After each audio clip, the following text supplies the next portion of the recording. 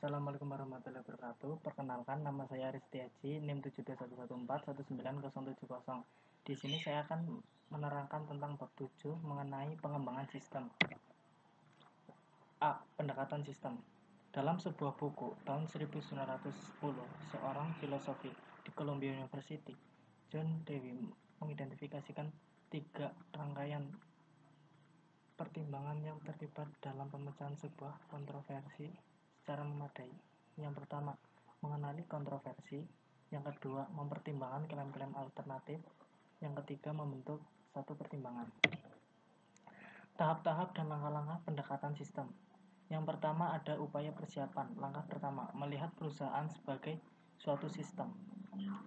Langkah kedua, mengidentifikasi sistem lingkungan. Yang ketiga, mengidentifikasi subsistem perusahaan. Upaya selanjutnya adanya upaya definisi. Langkah keempat, melanjutkan dari tingkat sistem ke tingkat subsistem. Langkah kelima, menganalisis bagian-bagian sistem dan urutan-urutan tertentu. Unsur-unsur sistem juga harus dianalisis secara berurutan. Yang pertama, mengevaluasi standar. Yang kedua, membandingkan output sistem dengan standar. Yang ketiga, mengevaluasi manajemen. Yang keempat, mengevaluasi prosesor informasi. Yang kelima, mengevaluasi input dan sumber daya input. Upaya selanjutnya ada upaya solusi. Langkah keenam, mengidentifikasi solusi-solusi alternatif. Langkah ketujuh, mengevaluasi solusi-solusi alternatif. Langkah ke-8, memilih solusi yang terbaik. Menurut Henry, ada 3 cara yang dilakukan manajer dalam memilih alternatif. Yang pertama, analisis. Yang kedua, pertimbangan. Yang ketiga, tawar-menawar atau negosiasi. Langkah yang ke-9, mengimplementasikan solusi. Langkah yang ke-10, menindaklanjuti untuk memastikan keefektifan solusi. Siklus hidup pengembangan sistem.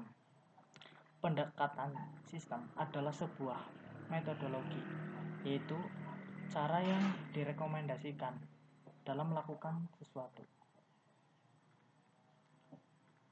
Siklus hidup pengembangan sistem atau SDLC adalah aplikasi dari pendekatan sistem bagi pengembang suatu sistem informasi. SDLC tradisional tahap-tahapannya meliputi perencanaan, analisis, desain, implementasi, penggunaan. Prototyping. Dalam penerapannya, pada pengembangan sistem, prototype adalah suatu versi dari suatu sistem potensial yang memberikan ide bagi para pengembang dan calon pengguna bagaimana sistem akan berfungsi dalam bentuk yang telah selesai, dan prosesnya disebut sebagai prototyping. Jenis-jenis prototyping. Yang A, prototyping evolusioner. Terus-menerus disempurnakan sampai memiliki seluruh fungsionalitas yang dibutuhkan pengguna dari sistem yang baru. Prototyping prasyarat sebagai satu cara untuk mengidentifikasi prasyarat-prasyarat fungsional dari sistem baru ketika pengguna tidak mampu mengungkapkan dengan jelas apa yang mereka inginkan. Daya tarik prototyping. Alasan: A, membaiknya komunikasi antara pengembang dan pengguna. B, pengembang dapat melakukan pekerjaan yang lebih baik dalam menentukan kebutuhan pengguna. C, pengguna memainkan peran yang lebih aktif dalam pengembangan sistem. D, pengembangan dan pengguna menghabiskan waktu dan usaha yang lebih sedikit dalam pengembangan sistem. Yang E, implementasi menjadi jauh lebih mudah karena pengguna tahu apa yang diharapkannya. Potensi kesulitan dari prototyping antara lain: A, terburu-buru dalam penyerahan prototipe dapat menyebabkan diambilnya jalan pintas, cepat, dan kotor dalam definisi masalah, evaluasi alternatif, dan dokumentasi. B, pengguna dapat terlalu bergembira dengan prototipe yang diberikan. C, prototipe evolusioner bisa jadi tidak terlalu efisien. D. Antarmuka komputer manusia yang diberikan oleh beberapa alat prototyping tertentu kemungkinan tidak mencerminkan teknik-teknik desain yang baik. E. Pengembangan aplikasi cepat. Istilah adalah RAD. Atau pengembangan aplikasi cepat diperkenalkan oleh konsultan komputer dan penulis James Martin. RAD adalah kumpulan strategi, metodologi, dan alat terintegrasi yang terdapat dalam suatu kerangka kerja yang disebut dengan rekayasa informasi.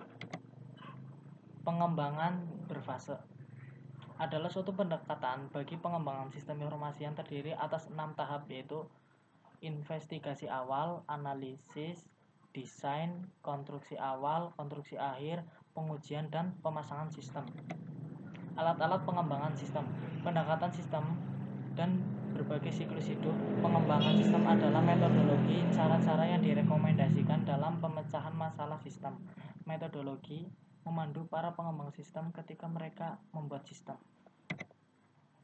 Permodelan proses pertama kali dilakukan di dalam diagram alur, namun popularitasnya berumur pendek. Tahun 1980-an, saat diagram arus data dengan 4 simbol muncul dan menjadikan minat akan penerapannya muncul seketika pula.